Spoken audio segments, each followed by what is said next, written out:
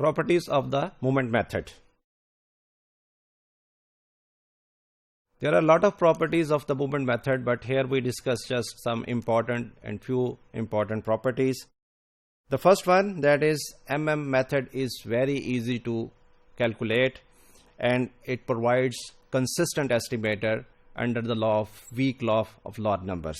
That is weak law of large numbers. We have already discussed that is n, 1 over n, that is sum I varies from 1 to n xi raised to power r, and it converges in terms of probability to the expected value of x raised to power r.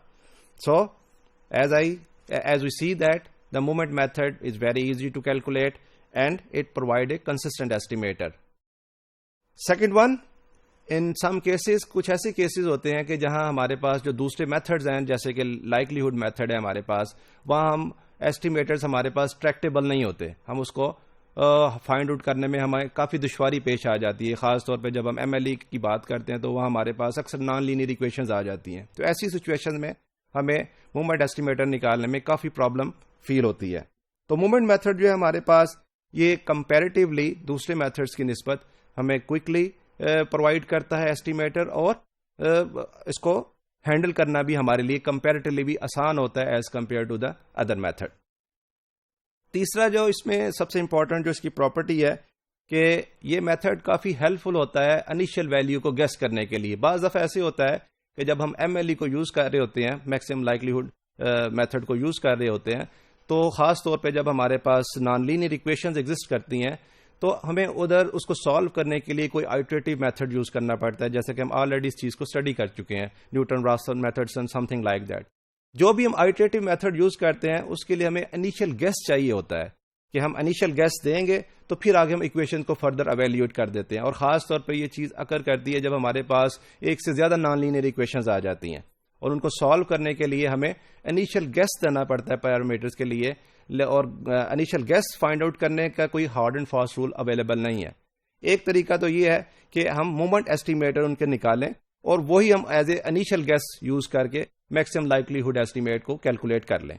तो इस हवाले से भी movement estimator जो है हमें initial guess provide करने में काफ़ी इंपॉर्टेंट रोल अदा करते हैं. इससे हमें कंपैरेटिवली बेहतर इनिशियल वैल्यू मिल जाती है पैरामीटर की, जो आगे आइटरेटिव मेथड को सॉल्व करने के लिए आसानी से सॉल्व हो जाती है नॉर्मल इक्वेशन. अगर हम इनिशियल वैल्यू कोई थोड़ी सी बड़ी वैल्यू दे दें या ऐसी वैल्यू दे दें जो कि फिजिबल ना हो, तो ऐसी सिचुएशन में एक तो कंप्यूटेशन में टाइम ज़्यादा लगता है उसको सॉल्व करने में, दूसरा ये है कि उसको काफ़ी मुश्किल पेश आती है उन इक्वेशंस को सॉल्व करने के लिए. तो मेथड ऑफ मूवमेंट जो है इस हवाले से भी काफ़ी इफेक्टिव है कि ये हमें इनिशियल गेस देने में काफ़ी इंपॉर्टेंट रोल अदा करता है. इसके बाद this method is also very useful in obtaining the approximation to the distribution of the statistic के डिस्ट्रीब्यूशन को फाइंड आउट करने में भी ये मूवमेंट मेथड काफ़ी हेल्पफुल होता है. इस हवाले से जो टेक्निक यूज़ की जाती है that is called the movement matching technique.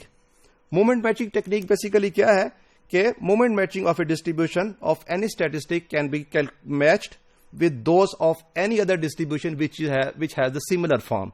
उस सिमिलर फॉर्म के मुताबिक अगर होगा तो मूवमेंट मैचिंग के थ्रू हम इसको इजीली फाइंड आउट कर सकते हैं द डिस्ट्रीब्यूशन ऑफ स्टैटिस्टिक. इस हवाले से जो टेक्निक यूज की जाती है उसमें ये काफ़ी कॉमनली यूज है, सेट्रथ वेट अप्रॉक्सीमेशन है, ये काफ़ी इफेक्टिवली यूज होती है मूवमेंट मैचिंग के हवाले से. तो मूवमेंट मेथड जो है ये मूवमेंट एस्टिमेटर को फाइंड आउट करने के लिए काफ़ी हेल्पफुल हमारे लिए साबित होता है अक्सर सिचुएशन में जहां दूसरे मेथड जो हैं उनको यूज करना थोड़ा सा हमारे लिए मुश्किल हो जाए.